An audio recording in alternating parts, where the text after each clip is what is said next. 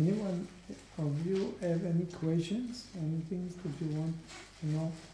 And she would like to know, like your way or like your development on the path, and like how or why you become a monk, and also like maybe whom you in Germany but also Europe, like whom you met or visit, like teachers or like something like this a little bit.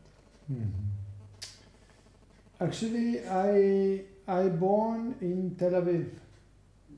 I am born in a family of Jewish family. Israel, most of the people in Israel are Jewish. I didn't know about any meditation, about Buddhism, about this kind of things. Actually, I didn't have any interest about not things what we call spiritual life and not religions. I was study electricity. When I grew up, I had around what we call Abitur in Germany, you have the Abitur, secondary school and this. I study electricity. And then after, I continue to learn another 2 years, something like engineer. I don't know if you know, but in Israel, everybody have to serve in the army. Usually the women, they have to do 2 years and the men have to do 3 years. Because I wanted to study before I served in the army. So the army, they say to me, okay, so you have to make 4 years, not only 3 years.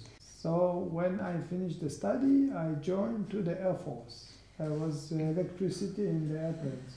I have to go into the engines like this, or to climb up a lot the stairs, so I can climb the place where the pilot sitting, the peacock, you said?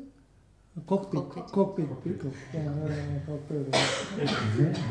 Cockpit, and then I have to fix everything there inside the place, very small actually it is, where the pilot sitting, and they have to take out the machine and to fix everything. So slowly I destroy my knees. So after I finished the 4 years serving in the Air Force, I became disabled actually. My leg became kaput, cannot walk. And the doctor said that I need to make operation. Actually, since I was young, all what I like to do is to go in the mountain, to go in the nature, and also to see behave of people. Why people will behave like this? Why they, I don't know, the American, maybe Indian people, or whatever, different kind of people, what they are doing, how they live. Something like, I forgot how you call it, the scientist of checking the behavior of people and different kind of communities. So something like, since I was young, I have some kind of dream to go to the Far East to see the, I don't know, in India and Japan or whatever, the people, how they behave different. And then the doctor said that I need operation. But I said, oh, if I go to make operation now, I destroy my leg totally. I don't want to do operation. Even one step, small step I cannot make. I am not talking about bicycle, I'm not talking about taking out. Even small things like go like this, I cannot do. But because I wanted so much to travel around the world, after I finished 4 years in the army, I took everything, I left and I went to travel in the Far East. 2.5 years I was traveling. I was in India a few times, and Nepal and Thailand and Philippines and Japan, and this, traveling. My legs became more kaput. In the very beginning I was traveling with one friend that we left together. So all the time we stay together. He sometimes go together with the people and do other things like yoga and things I never like to do.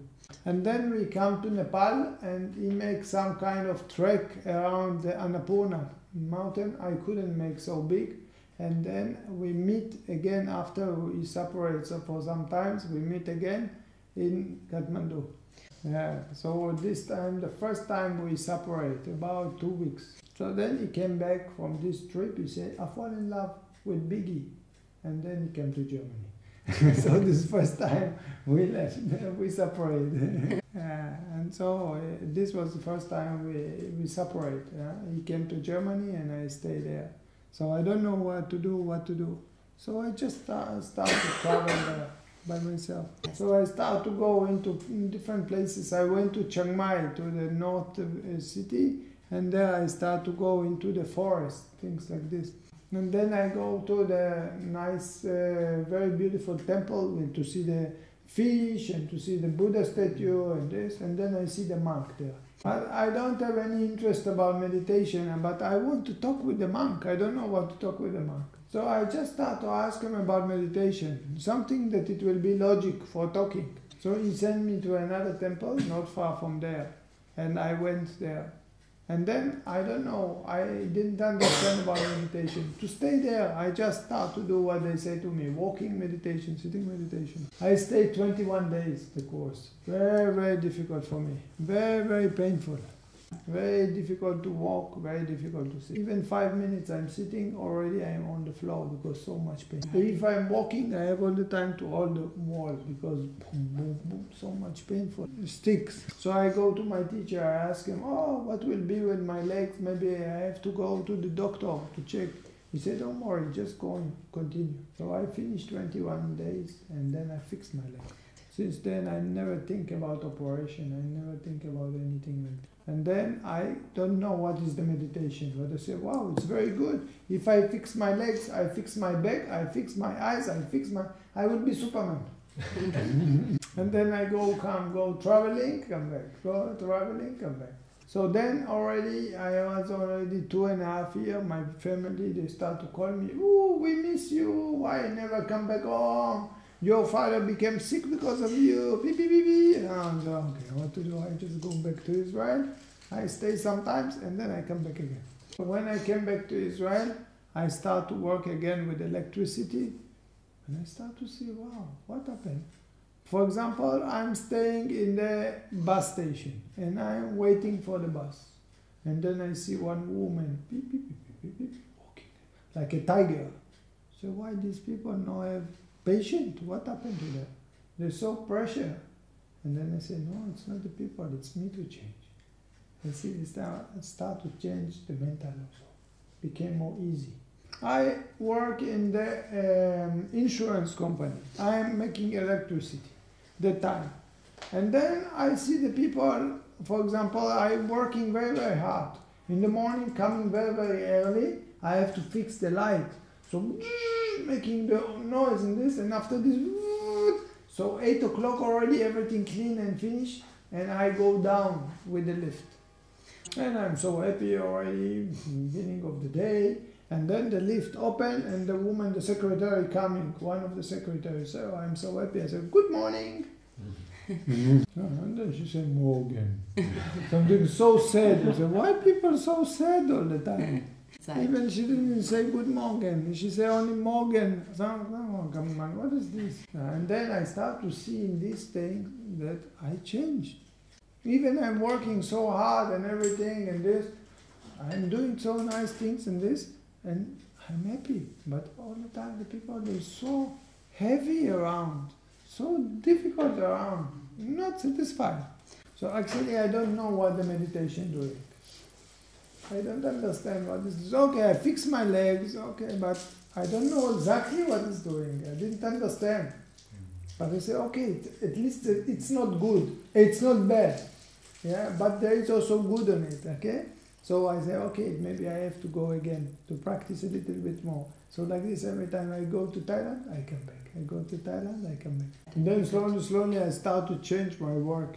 I start to work with disabled people. People start to ask me, what you are doing? Why are you all the time smiling at this?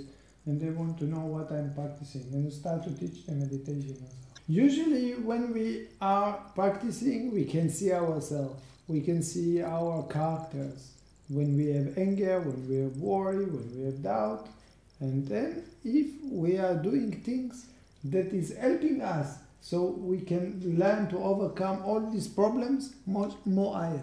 For example, usually we have inside the boredom, okay, but sometimes we don't want to see this. When I feel boredom, I open the television, I read the newspaper, I don't know, maybe doing other things. So in the case of meditation, we say, don't do all these things. And if you feel other problems, so you can look at this. For example, if we are feeling greedy, wanting, so many times we are eating so many times during the day, and in the evening sometimes we don't really need the eating, but we just eat for doing other things.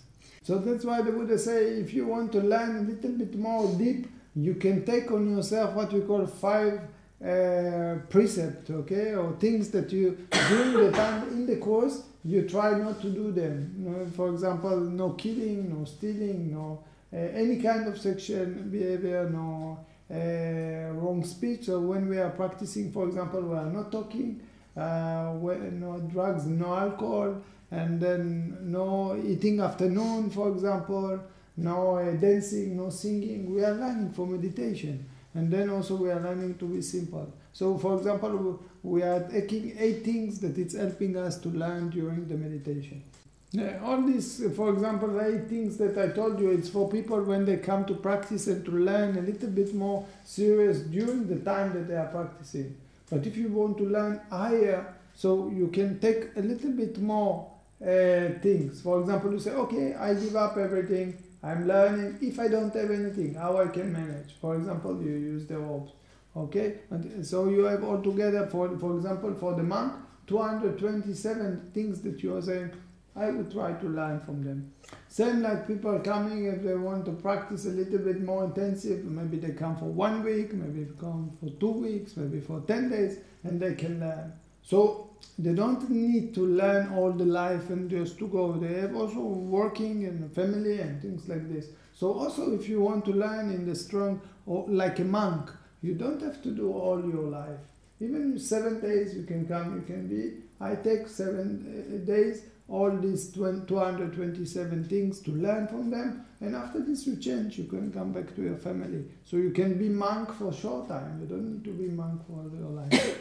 So like this, like I say, I come to the temple, I practice, and then come back home, and every year. Slowly I say, wow, it's very interesting for me. So if I can take the 227 and to be a monk, it's very interesting for me. But one thing you have to know, that if you want to be a monk, you have to ask your Papa Mama. And I know that my father, my mother, they don't give me. They are Jewish, they don't understand. Actually, first time when I started to practice, it was about 23 years ago. And then I go to Israel, I come back, go to Israel, and then I know I cannot ask Papa Mama to be monk. So I have patience, wait for them. And then about 12 years ago, my father already passed away. And my mother somehow changed. She see that, okay, I'm doing strange things, she don't know what I'm doing, but I'm okay. So then, first time I can ask her, oh Mama, can I be a monk? And she said to me, okay, you can be a monk. And then I became a monk. Since then, I went to Thailand. In that time, when I come back, it's happened to me sometimes, at least 2 times, that I was staying in the jungle, in the cave, for a short time, 2 months, maybe 3 months or something like this. And so last time when I go and I ordained in Thailand, my teacher asked me to teach. And after some time I come to my teacher, I say, oh please, I want to go to the jungle to practice in the cave again. So my teacher said to me, okay, you can go. After 1 week, he sent me to Germany. Different kind of jungle. He said, I have a temple, I want you to teach there. So he sent me to Gotzenai, to Daya. So at that time I was living 4 years in Germany, in Daya. During this time when I come back to Thailand, Israel, slowly I start to teach people, the Israeli people. So more and more students from Israel, they know me. So they opened an association and they wanted to invite me to go and to teach them in Israel. So they opened a meditation center and they invite me to come there. So my teacher said that I will go to open the meditation center in Israel, and sometimes to come here back to Germany, to Gotzenai, to teach here. So now I change. Before I used to stay in Gotzenai, now mostly I'm supposed to be in Israel. And from Israel, I'm supposed to go and to teach in other places, but this will be the place where we are going to be. This is in the last 12 years. In the meantime, also, The people build the meditation center in Bayern, in Niederbayern, and also in Bodensee. So sometimes I go to teach there also. So this is the story. If you ask me about 23 years ago that I will teach meditation and I have to open an association and things like this, I never believe. That I will be a monk, I never believe. Just want to give you an example how much I changed by meditation. But the meditation changed me totally. Before 20 years I am very, very shy. No confidence at all. For sure I cannot sit and talk like this in the front of people. I'm so shy and so low confidence that I cannot look at you in the eyes. Said so much. I come from downtown of Tel Aviv. People, they beat me, the children, they beat me many times. I was so fear and shame, like shy. The confidence was very, very bad. You cannot look at a beautiful girl in the eye. All the time sad, want to cry, something like this. But I tell you something, when I start to teach meditation, I start to see that it's not only my problem. Most of the people have this problem. But lucky, that's why I say meditation can change all these defects. I saw that we don't have to live with all this suffering. Many times we have difficulty in the life, but we so much under it that even we don't know. But lucky the meditation can free us from all this. It takes me sometimes to understand what the meditation doing. Sometimes when we are sick, when we practice meditation, we start to be more like sick because it's cleaning out. You practice even short, 5 minutes, mindful prostration, 5 minutes, walking, sitting. Even you don't have power, something, like dizzy. Acknowledge everything. My problem is I'm too much tired. Yeah, I know. I know. That's why I say even 5 minutes, 2 minutes, 2 minutes. It's better than nothing. It's help you to clean more. That's what I mean. It help you to recover. The immune system working better. Yeah. Because the body want to show you have to rest. So the body want to go against the sickness. And it's important that you rest. That's why the body all the time feels tired. And it's good, it's important that you don't hectic. We have to listen to the body. Sometimes we're too much hectic, too much. We don't listen to the body, not resting. Too much working. That's why I say it's important that you're resting. But for the meditation, you can do even short time, like 5 minutes, or 3 minutes. Even you do maybe 5 minutes walking and maybe 15 minutes sitting in this case. So you can rest sitting in the bed and resting. Pain. One time I come here, I give a teaching about the sickness. We have 3 kinds of sickness. In your case, is the weather changing. So the bodies depend on the weather. Maybe many people sick because the weather changed. Another kind of sickness, that's why you also have to take vitamin C, you have to take a different kind of vitamin to make the body strong. The meditation for sure make the body stronger, but you have to let the body recover from all this and you have to take medicine also. Another kind of sickness is from food. If we take no good food or missing some vitamins, also then we have to take care for the body also. For example, we have to take different kind of medicine to clean out and this. Yeah, for sure the meditation can help you to be strong and immune system and everything clean better. But it's not enough. You have to take something like the doctor have to take care about you.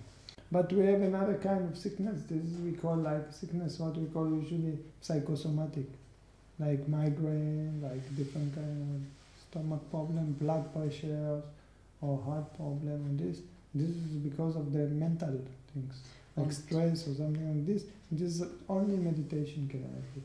There is book about this kind of things, about how the people they clean. Some like me, I fixed my legs because it was something like maybe because of the army, I don't want to be there or something, so I destroy my legs. Some people they get, I don't know how to say, burnout, or some people they have migraine, or some blood pressure problem. This is because of too much stress. This is by meditation can fix. Any other things? How do you deal with friends and friendships this is generally something maybe positive, and it's but it's also like so she wants to know if this is take some space or like how it is for the monk to have the friends. Yeah, I didn't understand the question. Like friendships and relationships, like to friends, which is something positive, and so is this something which is the monk doing, having friends and connecting to friends? Or? It depends on the intention. If we have attachment to something and nothing can stay forever, then we will suffer. Everything change. But if we come with good intention, so everything is harmony. You have 4 things that you can act with your friend. It's so important and so high level that even we used to call it the place where the God stay. You have to learn how to act with people in this way. If you can do it, it's in your mind very, very high level. The first thing is love. It's loving kindness. It's not love because I attach, my love, and you never will go, and I don't know what, and never something happen to you. Just because I know what is good for me, I wish for you also good. I know what is not good for me, so I wish that it is not good. And then you love him in the same way.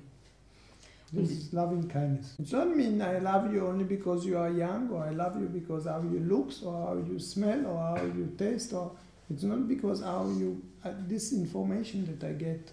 It's not attached to what I see, I love you because you are also a human being, and you also have the same feeling like me.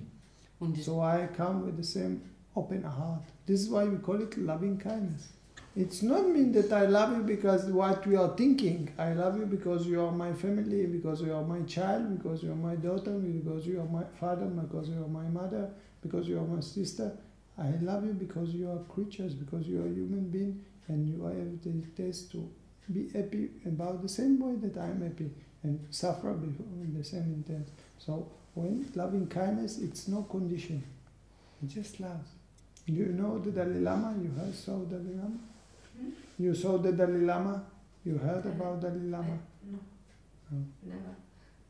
You know, he's also a Buddhist monk, and his heart so open that even his enemy, the Chinese people, they take his land, Tibet, but still he never talk bad about them. All the time he show respect and love to them. Even they make trouble to him. Actually, he can complain, but he don't complain. He say, because the Chinese people, I became so famous around the world, everybody know me. Because he's the leader of the Tibetan people. And the Chinese, they took Tibet. They make a lot of trouble to the Tibetan people. But the Dalai Lama never talk bad, because it show how much loving kindness he has. This is one thing. But not all the time we have to come with loving kindness. Sometimes we have to come with empathy. I know what is not nice to people. So when they feel like this, I try to help them. The same like the doctor in the hospital. Empathy, it's not mean to be sad when other people sad. When other people are suffering. It's to understand they are suffering, I should try to help them as much as you can. But it's not mean that I sorrow, sadness and suffering when they are suffering. I have to be strong so I can help them more. The doctor is not running away from the hospital. Even so many, they are sick and even they die. He is there to help them. But he has to know that he cannot save all of them. Some even they die. Okay? He's coming to one person, taking care for him, do everything. Beep, beep, beep, beep. Finished? Pluck, finished. Now next one. Tick, tick, tick, tick, tick. Finish. Next one. Finish. You give help, one after the other. But you don't mix with them. You don't, what happened to you? And then you finish the day, go back home, you already died. Not possible. You do his job, finish, continue. Do his job, taking care, but without emotion. You don't take the work back home. You go to his wife, you have to be happy with the wife. You have children, so you have to be happy with the children. The work is in the hospital, it's not at home. That's Mitgefühl, is it? And then we have another situation. My friend have birthday, I don't jealous, I go to the birthday. Huh? This is, we say, sympathetic joy. To be happy when other people have happiness. Oh, I cannot find a nice woman to get married, and my friend, he found so nice woman. Oh, so usually I get jealous. Huh? So in this case, no, I'm happy because he happy. I'm student in the university, in the school, and I get the examination. Oh, I failed. My friend, I get so nice number. So what I do usually, I will jealous. Huh? Why I never get, he get. Huh? But if I have sympathetic joy, I don't think too much about what happened. He successful. Wow, so nice. So this is the third situation. Okay, different. Huh? And then the last things we call neutral, upeka. I'm sitting in my work and then my colleagues start to blame me. Why you make like this? Shouting at me and angry about me so much. But I know I didn't make anything. Better to stay neutral. No need to start to fight. He have anger, this is anger. It's not my anger. You don't need to start to fight with them. Or you try to teach your friend or your child or whatever, or whoever. Don't do these foolish things. It's hurting you. It's not good. Never listen. All the time making the same things no good. Don't get angry about them. Let them learn by themselves. So it means that in certain situations you will have to learn to be neutral and not to take actions. Just let the other person learn by himself. If other people anger, this is their anger. It's not your anger. You stay neutral, they will learn by themselves after some time. You no need to say anything. So you ask me how to behave with your friend, it depends on the situation. Sometimes you have to just to give him loving kindness. You know, you come and the child wants, my teacher, can I have a pen? Yes. Oh, good morning, children, or whatever. Just for example, okay? This is loving kindness. But sometimes you need to be with mitgefühl. If someone, he fell down, never mind, next time you be careful, you don't get hurt and this, This is not the love now we need. We need to something like to show identified with this suffering. So we and then sometimes we have you have happy birthday. I give you cake, okay, or present. And then sometimes maybe shout on you, and then you stay neutral. So it depends on the occasion how you need to act with your friend. You know, my teacher he showed me some kind of technique how to overcome difficulties in my life. Now I know how to do it. Easy for me just to go to the jungle. But no, we here come with compassion.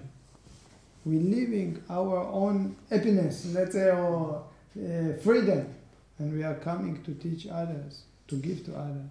Some students coming and say, good evening or good morning. Please, you like to drink something? We come with the love. And then maybe you start to tell me, my husband make like this, or my wife make like this, my children, I'm listening to her. Immediately change. And then you say to me, I make meditation, God. Oh, very nice, very good. Immediately I'm happy for her. And then he tell me, but why you told me like this next week, complain. I stay neutral, let them take out anger out. Immediately, beep, beep, beep, we change. Depend on the situation. So we're happy all the time. I gave you this example to show you that everybody is under this kind of things. It doesn't mean a monk is isolated. Everybody. And for sure, I'm sure that in your life also is changing. So if you will learn how to behave in this, if you use the Achtsamkeit, it will help you. And then you will have the situation, how to deal, how to talk to the people better.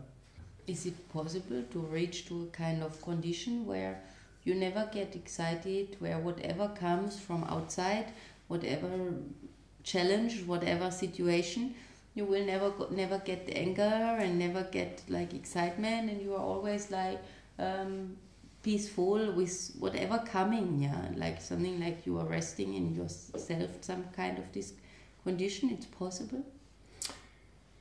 You see, the Buddha, he look why we are not satisfied, why we are feeling this kind of feeling. And then the Buddha find out that we have different characters. For example, I have hair in my body. Maybe you have less. Vielleicht hast du different weniger. character. I have color of my hair. You have different color of your hair. Color of the eyes. Okay? You are meter something, I am meter another. We have different color. And this is physical. I'm talking now about physical characters, but we have different characters. Okay? Of course it's changing. Yeah, I had black hair in the past, now already gray. You maybe have blonde, now you have also a little bit this with gray. Okay? So we are changing, okay? But every person have different characters, but anyway change also his own character changing. But we also have characters like anger, worry, doubt, lazy, what you just asked about. This is the things that actually make us suffering. When we experience anger, we are not happy. That's why we say anger is something not nice to us. When we are afraid from something, so we are not happy. When we sad, when we are wanting something, so we have anger, worry, doubt, lazy, craving, all of these things make us unhappy. This is also character. Different people, they have different way. And it's also change. But the Buddha finds something very interesting, something very nice. 2,500 years ago. He found out that if we are achtsam, if we pay attention to all these feelings, anger, worry, doubt, the power of them going down. It's not so strong like if we don't pay attention. For example, if someone, and then you tell them, oh, why are you so angry? So the anger will go a little bit down. So because the mindfulness, the power of this energy is somehow go the volume down. This is the Buddha fire. One time when I was working very difficult with the disabled people and electricity, I used to come back, before I'm monk, I used to come back home late, 10 o'clock at night. And my mother, she make me so much food, eating so much, hungry. And then I'm listening to the radio also. And then one day I'm eating so much hungry, only thinking about the food, and then I'm making like this, so tired, and then immediately in the radio it was the commercial. Are you tired? Immediately, So you see something like it. This is secret. The Buddha find out something interesting like this. Every time you're mindful, if this want to control us, when the mindfulness comes, so the power, we take down the volume. But it's not only this. There is another effect when you are mindful. It's if, for example, person have 100% anger. Every time you get anger, beep, beep, beep, beep. So when he acknowledge, it's not only that the function of the anger will be slow, it's a little bit less, but also it's something like, boom, he cut one leaf from the power, boom, boom. So next time it's less and less and less and less and less and less, and it became smaller, smaller, smaller. But it takes some time, it's not in one day. Huh?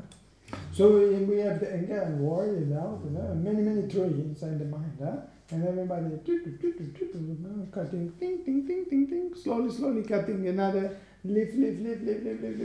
You cannot go, take out down one time. But slowly, something like Buddha described it like a dust. You make visha, beep, beep, beep, beep. You clean the visha from the eye.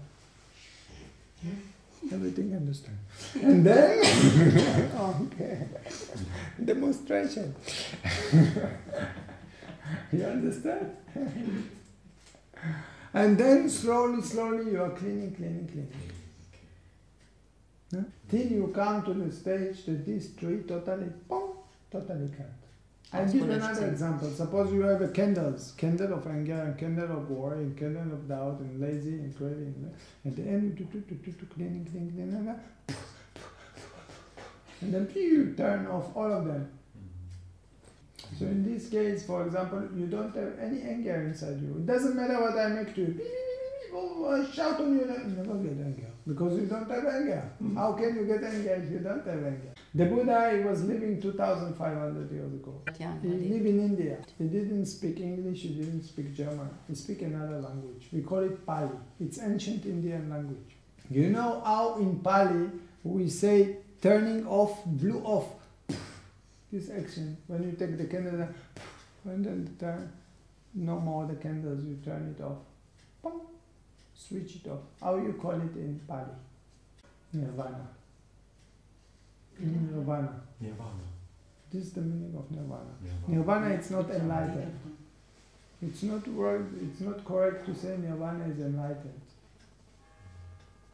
Nirvana is turning off, is stopping, ceasing, ending of the reason of the suffering.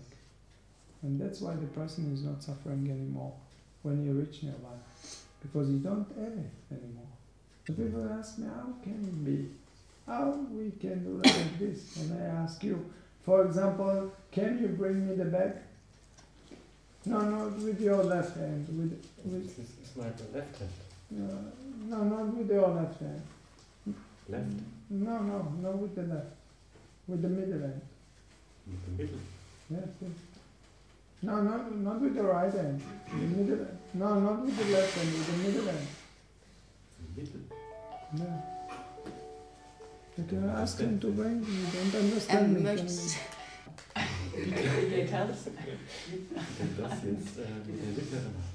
You cannot, huh? Why? Geht nicht möglich, Why you oder? cannot? Und warum nicht? Because I haven't a middle hand. Ah, so if you don't have anger, how can I make you anger? You understand? Enlightened person, what we call, he cannot act with anger, worry, doubt, lazy, craving, because he don't have anymore. You acknowledge everything. He's eating, he acknowledge. He go down on the stairs, he acknowledge. He working, he acknowledge. So he all the time see the anger, worry, doubt, boom, boom, boom, boom, cutting, all day long. And then, you understand? And how it's coming to be? By this, that every time you acknowledge. When we are practicing Achtsam Vorbeuging, walking, sitting, we are training ourselves to remember to be mindful. Even when we know that mindfulness is important, but because we don't used to be mindful, we all the time forget. And then, I have to be mindful, and then again I forget. And then, I have to be mindful, and then I forget. So many times during the day we are not mindful. Theoretically, if you don't forget to be mindful, and you will do all the time, everything. After 7 years, maximum, you clean all the mind. That's what the Buddha said. But because we don't use to be mindful, and most of the time we forget, so it's take a little bit longer. Everybody can do. It's just a matter of training and time. And if you will practice mindfulness, you will not be able to run away from cutting the greed, anger, delusion from the mind. All these difficulties from the mind. Actually, the children, you don't need to teach them to sit. They already know how to sit. The problem is that they are sitting in the school, they are thinking about Facebook. They don't thinking how they are sitting. So they make problem with the back. But actually, if you just let them be mindful, they already will be much better with the back. No problems with the back. We don't need to teach anyone to sit. Everybody knows. But sometimes we are not mindful. Hours we sit in the wrong position, and then our back is same thing. If people, they look at the anger, worried out, automatically they learn to overcome it. But the problem is that when we are sitting here, we are thinking what I have to do in my home, and how to clean this, and how to do this, and arrangement. So we are not in the present moment. Right? Okay, thank you very much. Thank you. Herzlich willkommen. I'm very happy to come back again.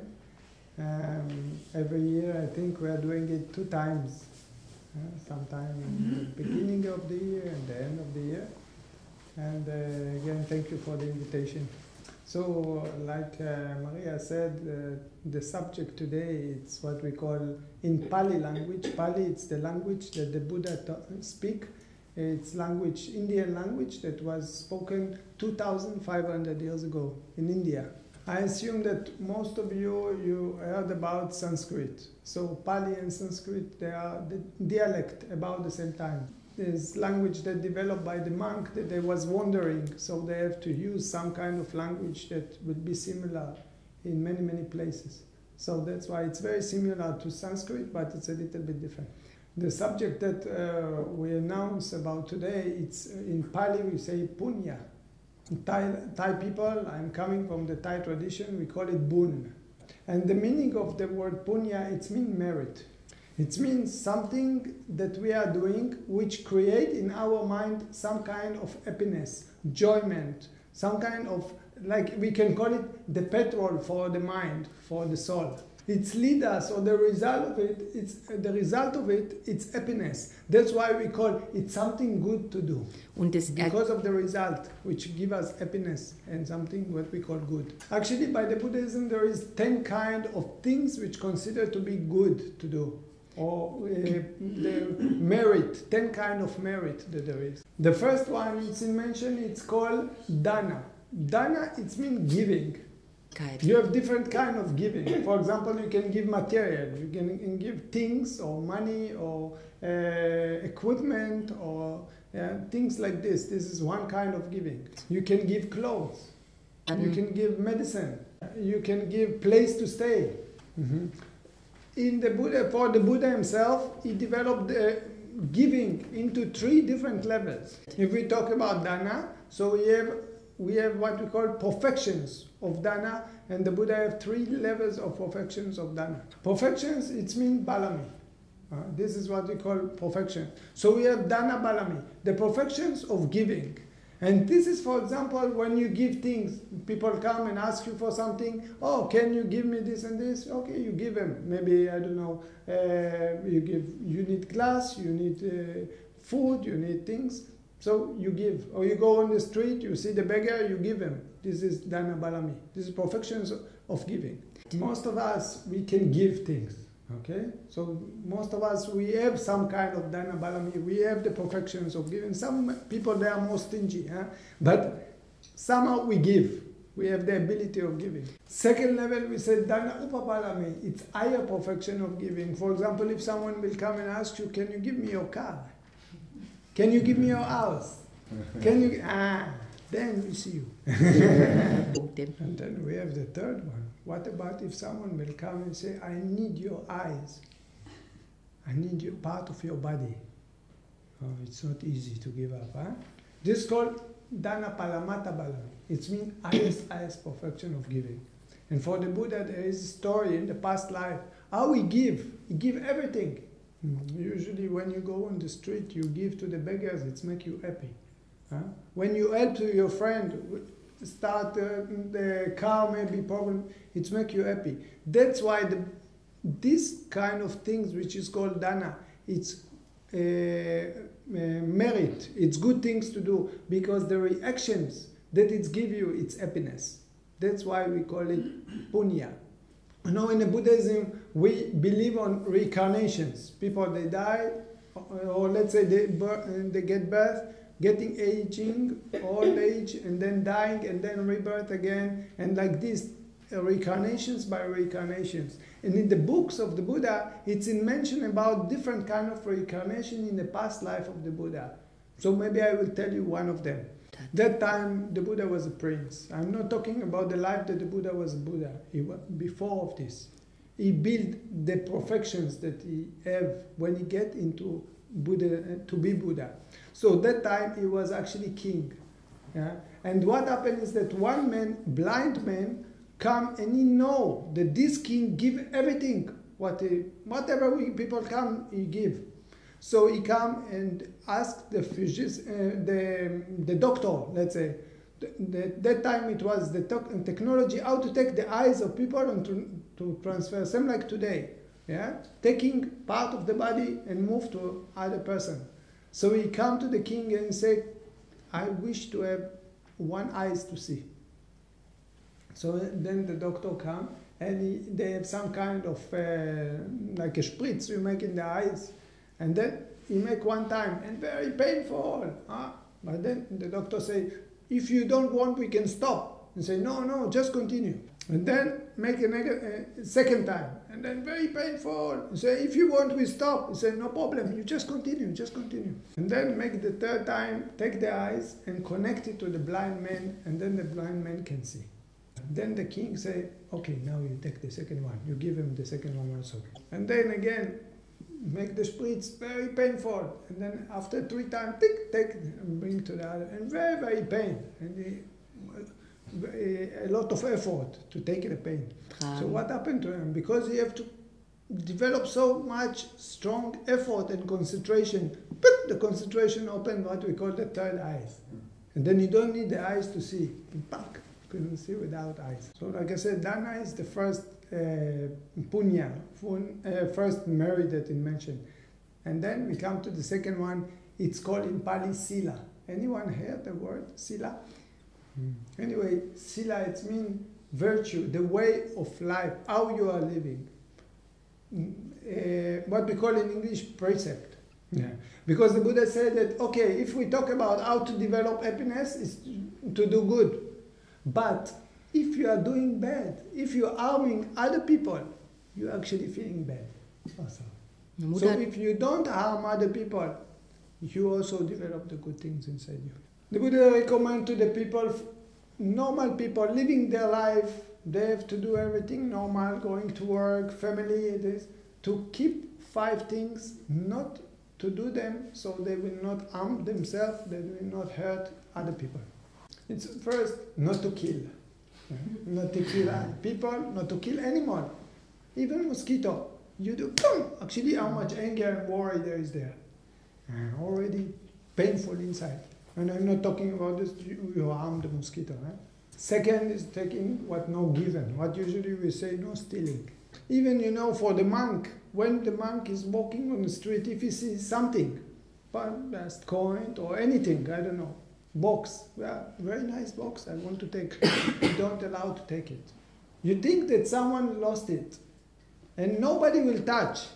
It will be a rule in the country, nobody touch anything. You can go back all the way and you will find everything what you lost. But how easy you say, it's not belong to anyone, I just take it. You see how much deep is, don't take what no given. And the third one, it's what we call wrong sex, committed adultery.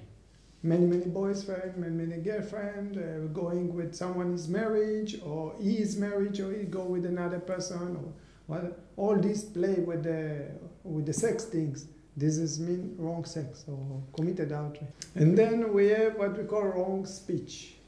It's not only, usually we say about telling lies, but wrong speech is not only telling lies. It's many other things more. Yeah. For example, if you are gossiping, or you are say something, suppose you have, people ask me how many, I think 100 people come to listen. Something like exaggerate, or if you are a promise and you don't do it, for example, you say, we meet tomorrow at a certain time, and you don't come, you don't telephone, okay? Or separate between people, you speak between people that you break between them.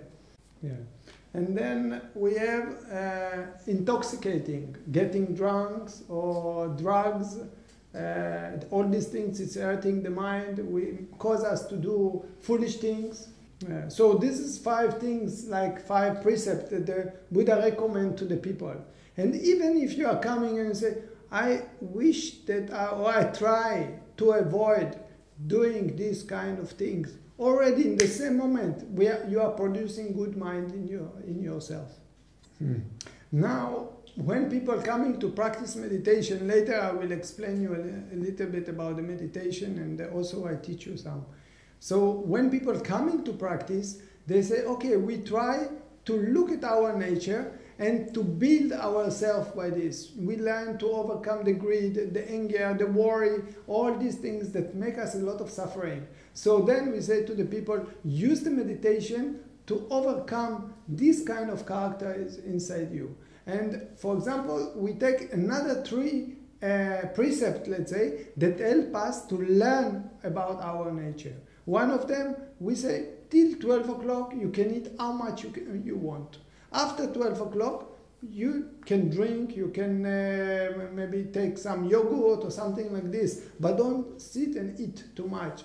Then you can learn to overcome your worry or your greed or all these things. Same things we say, let's learn only about form the meditation. So we say no dancing, no singing, no listen to music. Something like you limited yourself in more things so you can learn about yourself more. And then you are learning also simplicity. By this that you say, in this time that I'm coming to practice meditation, I will try not to sleep and to sit on comfortable bed or chairs. I will be simple person. So altogether it's come to be 8 precepts, which is already higher. So in this moment, your mind is more developed, is more pure. It means that the punya, the merit you gain, it's higher. Yeah. And then if the person want to learn higher, yeah, so we say, okay, I give up my clothes. I use only robe, okay? So only the most simple, more giving up more. Or you say, okay, usually we attach to our hair, so we shave the hair. So in this moment we take 8 precepts, and this is what we call samanen. 10. 10 precepts, sorry, yeah, 10 precepts, so we call it samanen.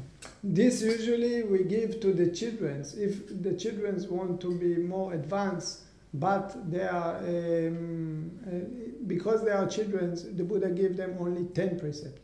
And then if you are elders, you can take more serious, you can take on yourself 227 precepts, and this called monk already. Yeah, so this is, if we talk again with the level of the punya, of the boon, or the merit that you gain, as much as you take more precepts, you limited yourself more. So then your mind is more pure, you're more final. So that's why the merit is more higher. And so we talk about the second one. Now we are talking about the third one. This is the merit gained by meditation. People practicing meditation. The mind became pure and final. You have 2 kinds. By Buddhism, there is 2 kinds of meditation. One kind of meditation is focusing the mind, bringing the concentration in one-pointedness and bringing the mind into quietness, into what we call samadhi. And that's why this meditation called samatha. Sometimes looking on object, looking at, for example, colors or candles, sometimes reciting some mantra, sometimes there is about 40 kinds of meditation. We're bringing the mind into concentration, and it's bring quietness as long the concentration is developed. Something like we put concentration and putting down all the anger, worry, doubt. In the moment that you stop practicing, so you come into normal nature, and then all the habit coming up again. So again, the suffering is there. But during the time that you are practicing, you feel quiet on the mind. Actually, this technique was developed before the Buddha. Yeah, it is when the Buddha left home at age of 29, and he looked for teachers. He had main 2 teachers that teach him this kind of meditation. But then, when he reached 35 years old, he was thinking that it's not enough for him. He was looking for something else. And then he was sitting under the tree, and he found another kind of combination of development of mind, which I will talk about it. The Buddha actually was some kind of scientist. His object of science was suffering, why we are suffering. And then he found out that we are suffering not because of outside. Suppose you are driving, someone making beep, beep, beep, you get anger. So where is the anger? Huh? In the other car? Where is the anger? In your mind. You're sitting and, I don't know, dog is barking. And then, ooh, you get scary. Where is the fear? In the dog? No, in yourself. So the Buddha find out that in us we have anger, worry, doubt, lazy. Of course, we don't feel them all the time. But in the moment that we feel them, then we feel unhappiness or suffering. So the suffering is coming from inside us. And then what happened when he was sitting under the tree, when he was 35 years old, he found out that when he's looking about his nature, when he's using mindfulness, not enough concentration. Concentration is one important thing, but it's not enough. If we want to learn to overcome our difficulties, we have to look at them. We have to pay attention to them, to be mindful about them. So if we develop concentration and mindfulness together, what appears in us is a wisdom to see the nature things and to learn to overcome our own nature. Und wenn man dann our eben difficulty. You gain insight about your own nature. And then by this insight you are learning to overcome your difficulties. When you pay attention, when you look, when you be mindful about your worry, slowly you learn to overcome your worry. If you look at your anger, you see what makes you angry, how you react when you anger, and you learn to overcome your own anger. You gain understanding and wisdom and insight about yourself. And that's what we call in Pali Vipassana. V, it's clear, or true, or even, objectively, intuitively, from your own experience. And Pasana is to see. So we get together, we get to see clear, to see the things as they are. What we call insight. That's why you have two kinds of meditation. You have samatha, which make the mind calm and peace in the moment that you are practicing. This is the focusing on one object. And you have the vipassana, which is gaining insight, true nature things. Like I said, the Buddha practiced till 35 years old, he practiced samatha. But he couldn't gain any insight and stop his suffering. And when he reached 35, first time he find out the importance of combination between mindfulness and concentration, what we call insight of vipassana. And this moment he cut all the greed, anger, worry, doubt, lazy from his mind, what we call hindrances, and he get enlightened. So we talk about this, that we are giving, okay, dana, we say. The second is keeping the precept as a boon, or punya, okay, merit. And then we talk about concentration, or mindfulness that we develop. And then the next one, it's when we are respecting elders. Elders starting from first Papa, Mama. Each person of us, father, mother. Sometimes we think about things that our father or mother make to us, which is not fair, and we get angry about them. But in the Buddhism, if people, they anger about Papa, Mama, or whatever, they feel bad about them, it's create a lot of suffering inside them. Nobody perfect. Nobody perfect. We are going in a spiritual life, we are not perfect. And for sure our parents, they never practice. I don't know if they practice or not, but probably most of the people, they don't practicing. So we should not blame them. They have their own ignorance. If they make anything bad or whatever, we should learn to forget and forgive them. Sometimes people coming to the course and really they block in this fighting, and then the teacher used to say to the person, oh, can you give me the receipt? You show me how much they charge you, your papa, mama, all the life while they grow you up. How much money you need to give them back? So they start with father and mother and continue for teachers or elders like a grandfather, grandmother. We should give respect to people which is older than us. In the Thai tradition in the East is very, very important, these kind of things. Yeah, even here you see the bucha and all these things to the teacher, which alive, which is not alive. This is part of the things. Respecting elders. When you are thinking about, oh, my father, my mother, or my teachers, or whoever, give me something, and you give them the respect on it, you gain merit back. And then we come to the next merit. This is serving the others, helping to the others.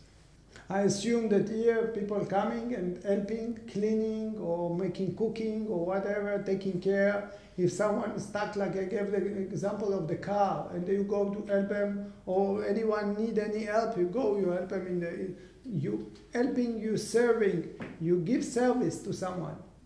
So this is another kind of merit that we gain in the life. Another kind of merit that we gain in the life, it's when people making something good, and we joy with them. We call it in Pali, we call it mudita, or sympathetic joy. We share the merit with other people. People making good, we joy with them. For example, in our temple, people coming, maybe in Sunday, today, many people come, they want to make offering to the temple because they think offering is something good to do. And then there is other people sitting. But these people, maybe they already gave before, or maybe they don't have anything to give. But in the moment that other people give, oh, you say sadhu, sadhu, it means I appreciate. I happy about what you are doing. You are doing something good. So in the moment that they are appreciating these kind of things, in this moment they by themselves, they get married.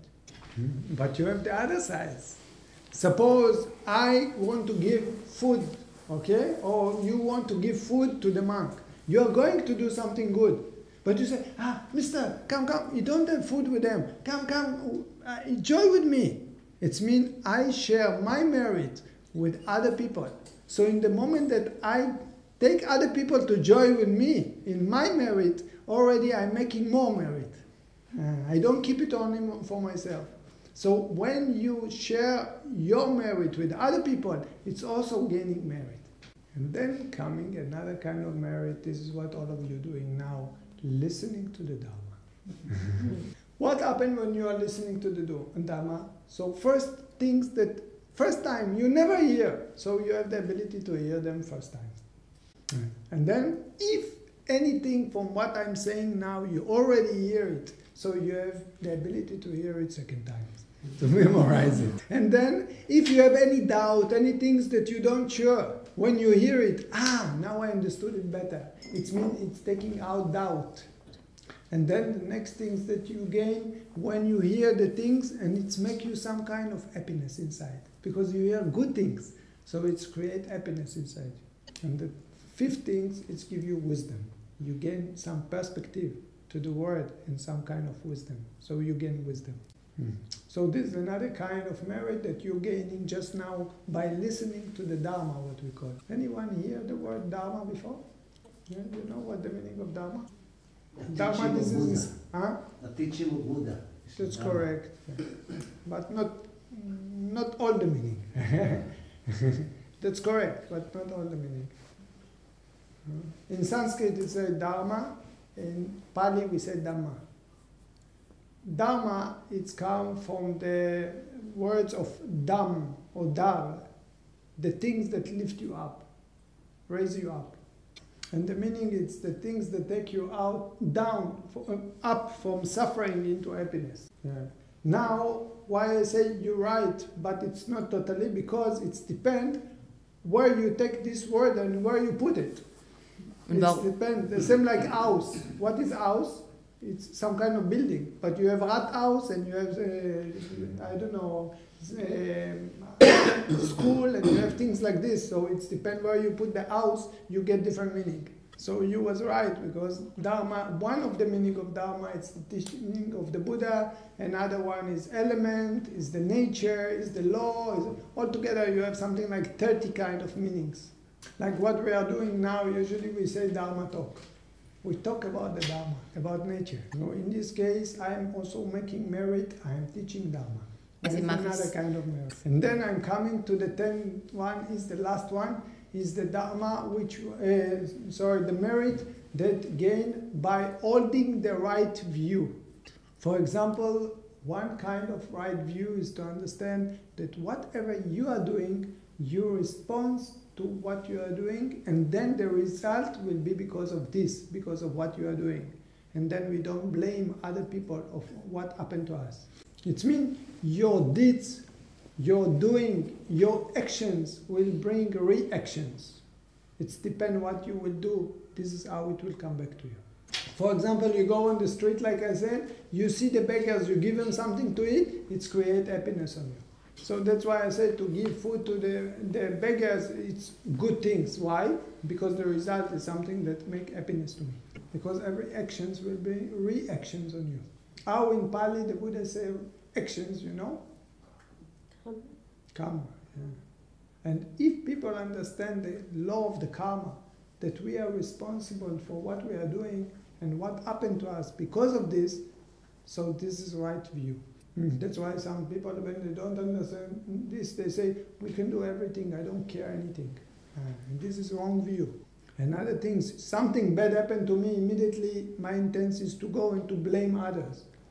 He is the blame for what happened to me. It's not because of me, it's because of him. And this is also wrong view. It's create a lot of anger, a lot of jealousy, a lot of fighting between people. Yeah. So if people they understand this law of karma, that we depend on ourselves, and whatever we do, if we do good, it will bring good to us. If we make bad, it's bring bad to us. This is called right view, and this is another kind of merit. So like this, we reach into 10 kind of merit or boon or good things to make, that if you do them, you develop your mind into happiness. This we say again, giving, keeping precept, practicing meditation, serving others, respecting elders, sharing your merit with other people, sharing with other people their own merit, okay? And then we said another three, holding, we have the last is holding the right view, listening to Dharma and teaching Dharma. Usually after the explanation, I give the place for people to ask questions. But I understood, I didn't understand, but someone told me that in the beginning you said that maybe sometime I will show the practice. Maybe we make short meditation, okay? I will explain a little bit. What we are doing, we are going to build mindfulness. I'm going to show you what we are doing in the Vipassana. And in the Vipassana we are going to build mindfulness. People sometimes they get confused, they don't understand about what the meaning of mindfulness, but actually mindfulness is something very, very simple. For example, for explaining, I ask you what you're doing now. Running, jumping, flying, what you're doing? Sitting. Okay. Actually, in this moment that you answer me that you are sitting, you was practicing Vipassana. You see, mindfulness is to know what you're doing.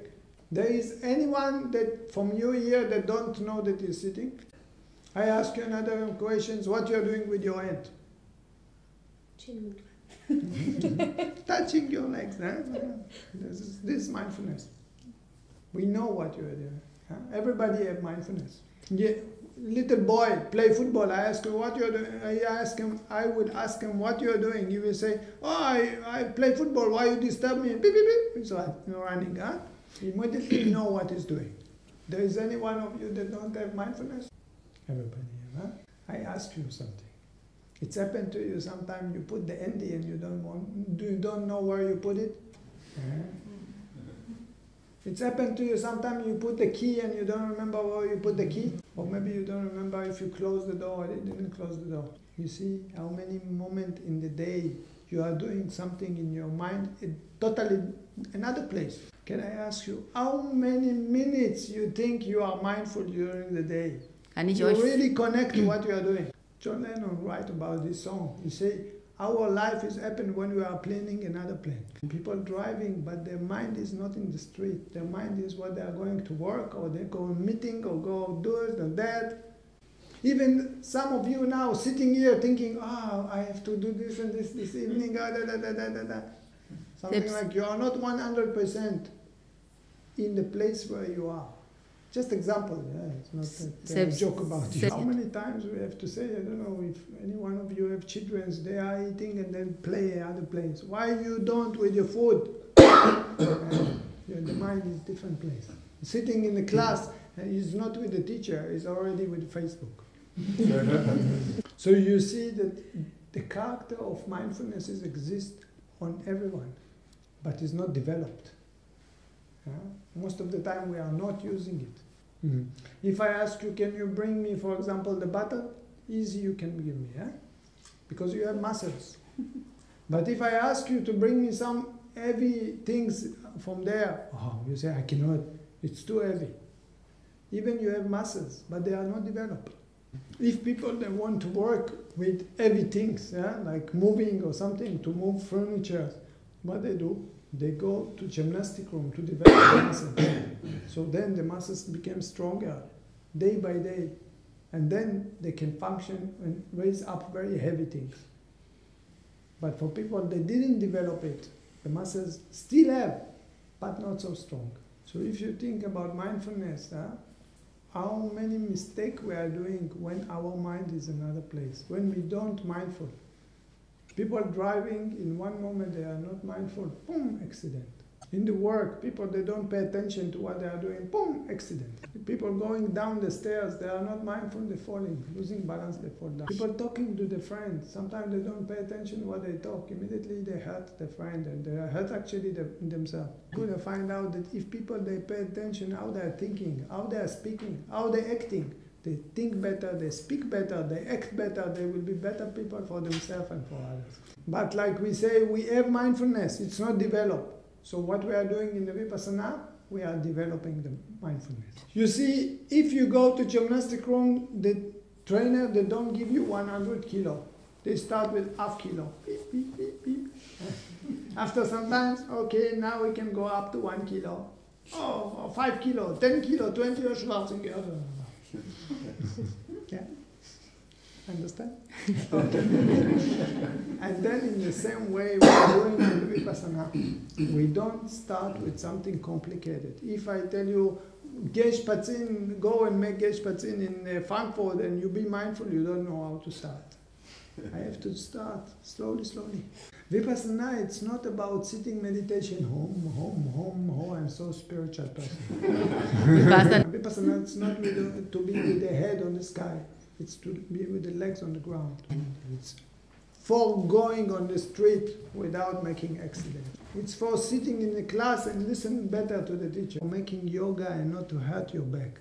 It's to play tennis and you don't lose the game. Because when you are mindful, you pay attention how you move yourself. You concentrate better about your game. But we cannot start with something complicated. We have to start something simple and grow up slowly. Wow. There is different kind of techniques. There is many kinds of Vipassana teachers. We are only one style we are teaching. This is what we learn in Thailand. I also cannot say that one gymnastic room is better than the others. They are doing the same but different way. So I cannot say one Vipassana teaching is better than other Vipassana teaching. It's a different way, different technique. Our teaching is, okay, like I said, we learn in Thailand. The teacher in Thai language is called Ajahn. The name of our teacher is Tong. Tong is actually Goldie. So we call him Ajahn Tong. And what he took 3 exercises or 3 actions from the Thai tradition and he used them to develop how many more actions of mindfulness in the body. One exercise, we call it mindful prostration. We are going to do very simple movement for the end with attention. The second exercise is walking. We are walking many hours a day. We are doing so many movement around the day, going work, going shopping, going I don't know, whatever. So we have to learn how to be mindful about the way that we are walking. And the third exercise is sitting meditation. We are looking at something, we are paying attention to something that we are doing all the time. We are breathing. So we just continue breathing normally, but we are learning to pay attention to the breathing. Actually, this one, what you send now, is called metta, loving kindness. This is also to take the merit and to send it to others. And I mentioned that this is also merit by itself. The Buddha said that this develop of the mind by loving kindness. This is what we just now make. It's very, very high level. You think that every day there is someone that you go and you bring him food. Every day, every day, every day. 60 times. You go, you give to this person food. It's like one time that you are sending a merit like this. So much touch. The Buddha gave example of nature. He say the same like the stars, all the stars, very bright night and all the stars is shining. They're not shining like the full moon, they're shining. The shining of the full moon is running 60 times over them.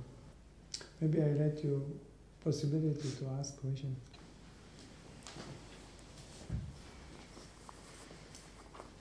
Yeah, please.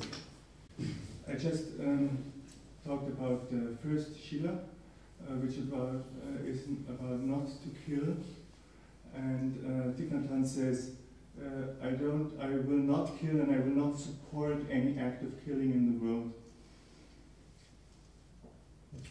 And I also said it's a difference between killing an animal like a cow or a pig, or killing a mosquito. Same difference as killing a human being or a cow. And when Thich Nhat Hanh says, I won't support any act of killing in the world, I have the question, do I not support killing if I accept meat which is offered to me? And last time I also asked this question, and you answered it would be not polite, unfriendly or rude if I would say, no, go away, I don't accept what you have prepared for me. And I thought about it, why not answering with much love and compassion, and that it would be much more merit for him, especially because he can choose what he is going to offer you. We are here in Germany. We have a lot of things to offer you. It's not like in Tibet mountains and this poor woman has nothing to give you, only a piece of meat. So in that case I would say, of course, yes, please accept. But here we are living in Germany, and I don't get it. And this also hinders me from Vipassana practice. It's more easy for me to follow Thich Nhat Hanh because he adapts it to present time, and he is not accepting me. Okay, Yeah. I understood you asked two things. First you ask about mosquito and this and human being, the different, and then you ask about any accepting or supporting. And supporting of feelings. Yeah, okay. That's true. There is different also in the demerit. If you make something bad and if you make something good, your mind reacting different on the level of the mind of the receptors, of the person that, or the creatures that get what you are giving, or what you don't give, or what you take, okay? Like I said, the development of the mind of the creatures which is receiving the merit or demerit. You can look at it, it doesn't matter if it's possible and positive or negative. Okay? And then, for example, okay, I go more than this. If the monk killing intentionally mosquito, this is no good. This is precept. But it's different precept that if the monk killing human being. It's not the same precept for him. If the monk killing, there is 4 precepts from the monk. If he will break them, he have to disrobe. He will not be able to be monk anymore in his life. One of them is killing human being. Talking about intentionally. Absichtlich, ja. Because if I push, I don't know, wagon, and then boom, boom, it's hitting someone and killing him, I didn't mean to kill him. It's not killing. So I say, if the monk killing human being intentionally, you have to disrobe. It's called parajik in Pali, in the words of Buddha. Und eben Defeat. But if the monk killing mosquito, it's different. He have to do some kind of special ceremony and retreat for 10 days. This is not parajik. It doesn't mean that he have to leave the monk and he cannot be. Because why? The development of the mind of human being, it's much higher than development of mosquito. Both of them creatures. Both of them, it's precept. It's no good to do. It's not mean that the monk now will go and kill animals. But by this, he will have to do some kind of special ceremony for 10 days. Confession for 10 days. To purify themselves. To say, I'm sorry, I make mistake. You have to realize what you have done. And why is it? One moment, I see that you want to ask. Why is it? Because our mind is very sensitive. But you receive different things in the different occasion. It's much more traumatic to the mind when the person is killing human being. What we call the karma will be much more stronger. Then he will, even karmatic is no good for the mind when he kill mosquito. But still, it will affect less traumatic than if he kill human being. Because human being, it's higher level of understanding, of wisdom. I give it on the other side. You have the dog sitting outside on the street. In the morning you go, you give him, I don't know, schnitzel. You give him schnitzel, okay? You make something good. Okay, I'm not talking about you give him schnitzel, this chicken you kill or whatever. Just there's the idea, you give him something to eat. Okay, bonzo, I don't know what. Okay, and then you give him every day. Maybe 60 times you have to go to give to this dog, 1 time to the beggars, which is drunker. Drinking, he don't keep any precept, any things. But he's a human being. His mind is more developed than the dog. So 1 time you give to the drunk person, It's like 60 times that you give to the dog. This is how much your mind will receive it. If suppose someone which is pure, he keep the 5 precepts, the first 5 precepts, you give him the same schnitzel. This is much higher.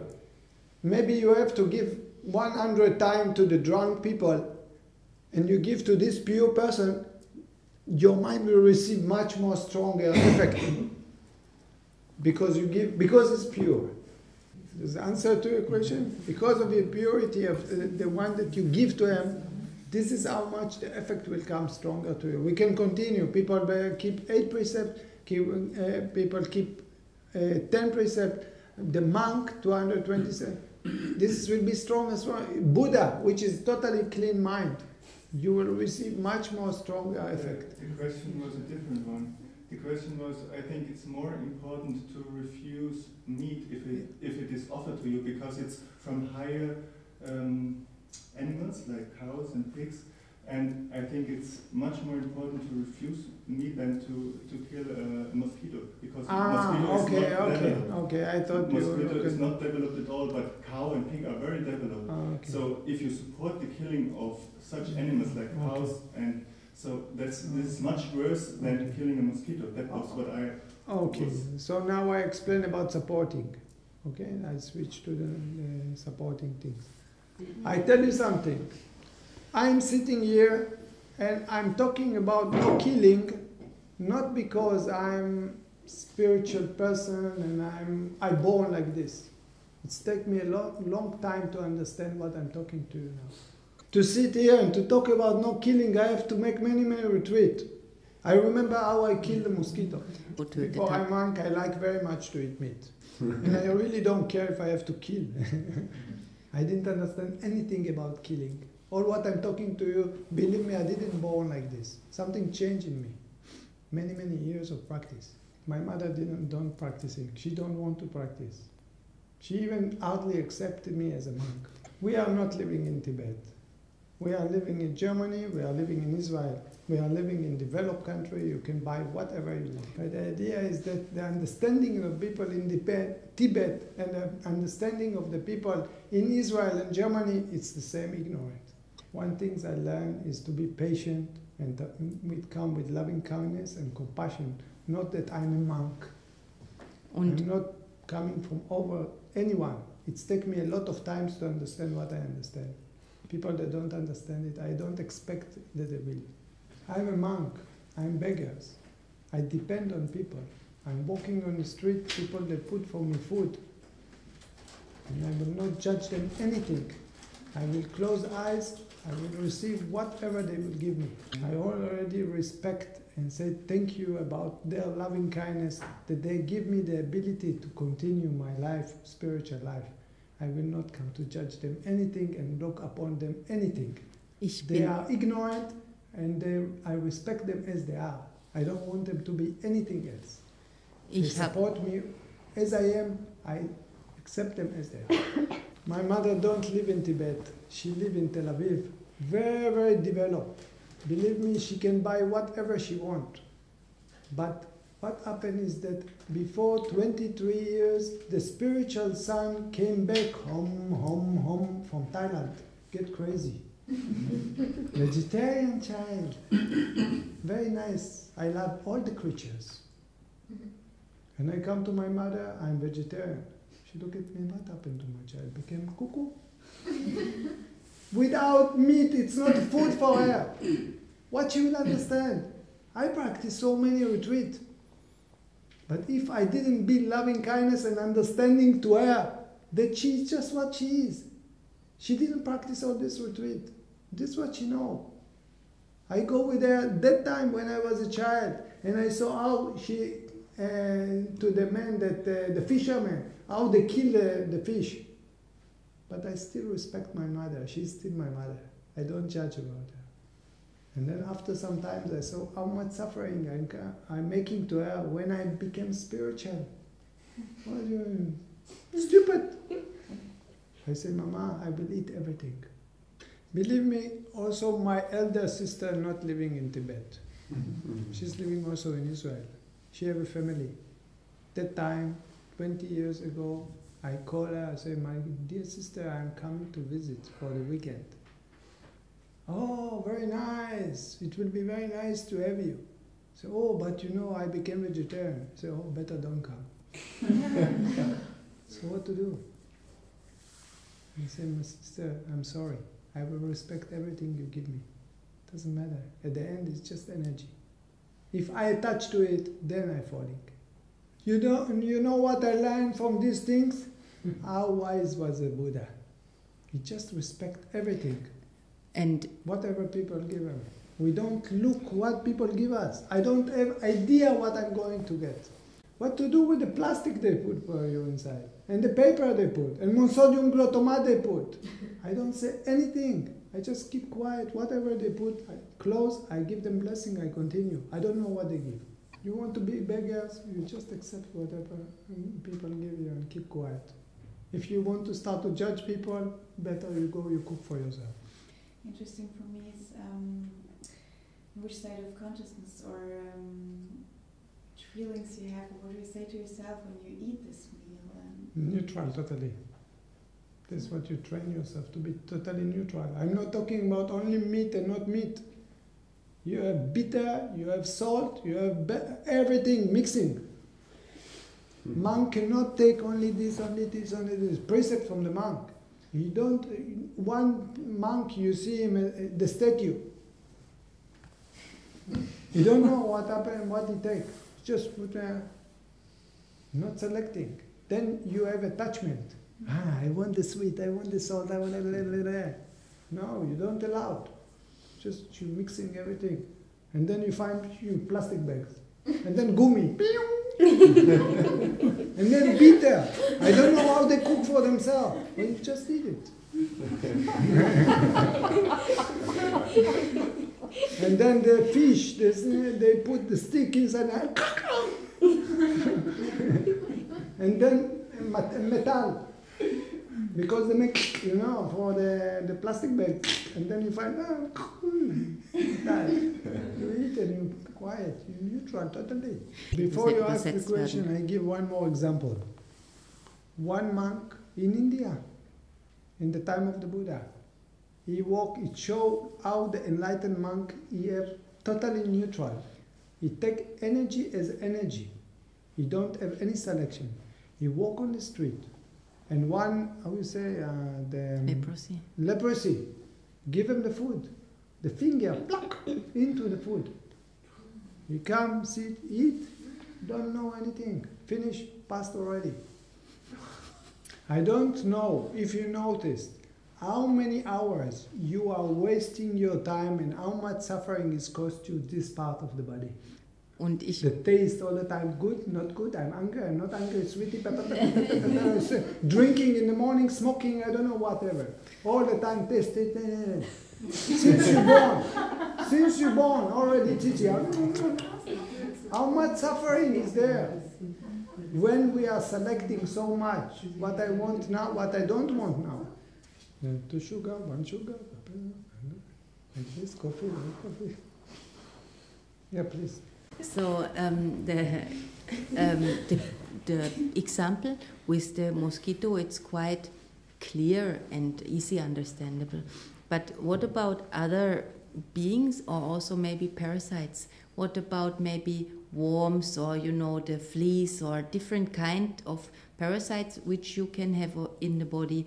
And then she say, I give people medicine to get rid of it. So probably you're a doctor. And so what I'm doing with this, like I'm putting negative karma on myself, I have the intention to help the people, and but actually with the medicine I give them to get rid of these parasites and fleas and worms and whatever, it's killing, so what about this? And then the second part of the question, what a monk is doing, if he have the parasite, the fleas, the worms in the digestion, what he's doing with this, how he act with it. I tell you something. Suppose I want now to explain you about the nature things, about the gravity. I just want to give you an example. I want to teach you. I'm kind, I'm nice. Yeah? And I threw it to the up. what happened? It will fall down. Either I will hurt, either it will break. Okay? But it's not fair. Why? I only want to teach you. Why it should be break? Why I should get hurt? Where is the sentiment here? The nature is not fair with me. That's all. First things I wanted to explain, that karma, it's not sentimental things. It's not bad, why, it's not relevant. Nature don't know sentiment. It's nature.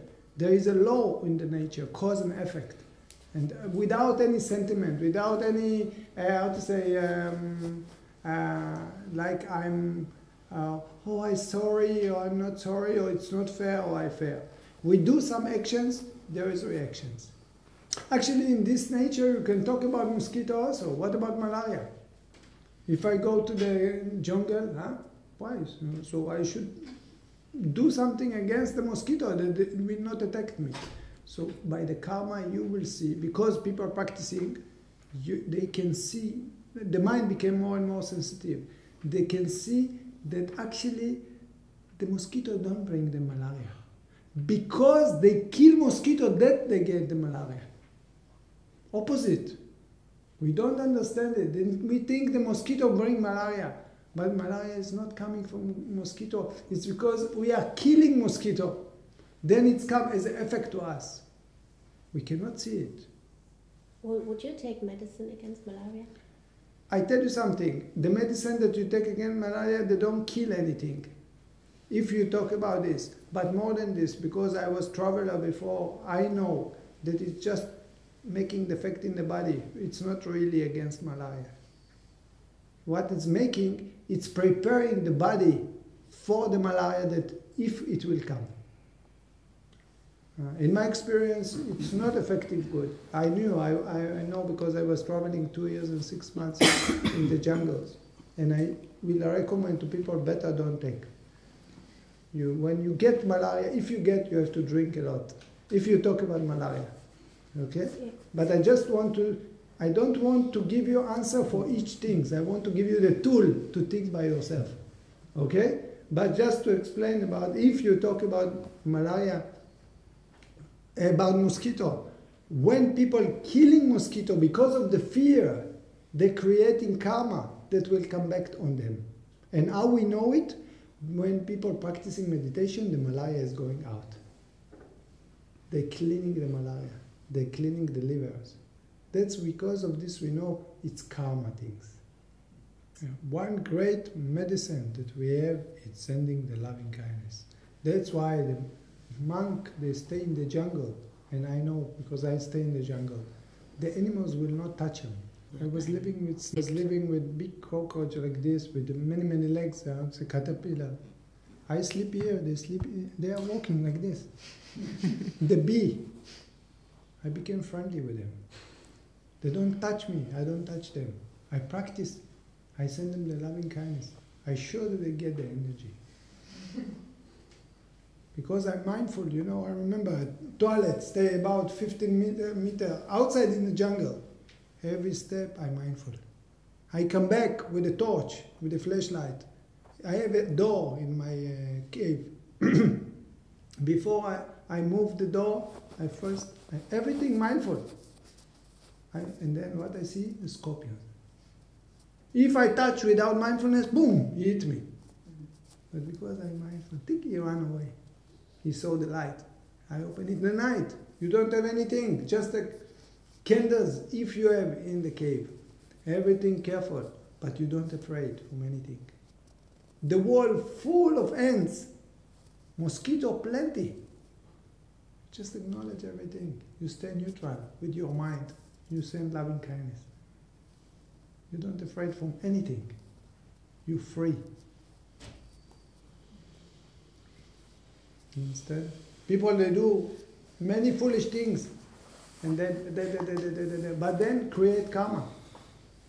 So, okay, this I understand, but about the part of my question, like, what if I prescribe the medicine to kill these parasites? What effect this is for me? I tell you something. The cause and effect, the idea of the karma, it's very, very deep. I cannot tell you, it's not eyes against eyes. You understand? but result will be there. If you want to do these actions, because your stage of mind now is it, because this is your work, send loving kindness to the animals that you are going to kill. You understand? Mm-hmm. Be mindful when you are doing it. You will learn by yourself. You don't need me to answer you. Understand? I don't gonna tell you, you know, it's the same like someone is have a big farm with many cows, a lot of money. He grow up the children. What I tell them, stop growing up the cows. He will not be able to understand me. And this is not right for me to tell him. But I can tell him, whatever you treat the cows, be mindful about it. If you somehow can change, better for you. Why? Because karma. You cannot run away. But I will not come and tell them, you have to change. It's not right. There's too much heart. Understand? People, they are people. They have to grow up slowly, slowly. But just I can tell you, cause and effect. Harming others, harming. What the result, you will know. Send them the loving kindness. Be mindful when you are doing it. You will learn to adjust. Even if you need to adjust somehow, you will learn how to adjust. Okay, good. So, thank you very much. And I wish you all find the real happiness.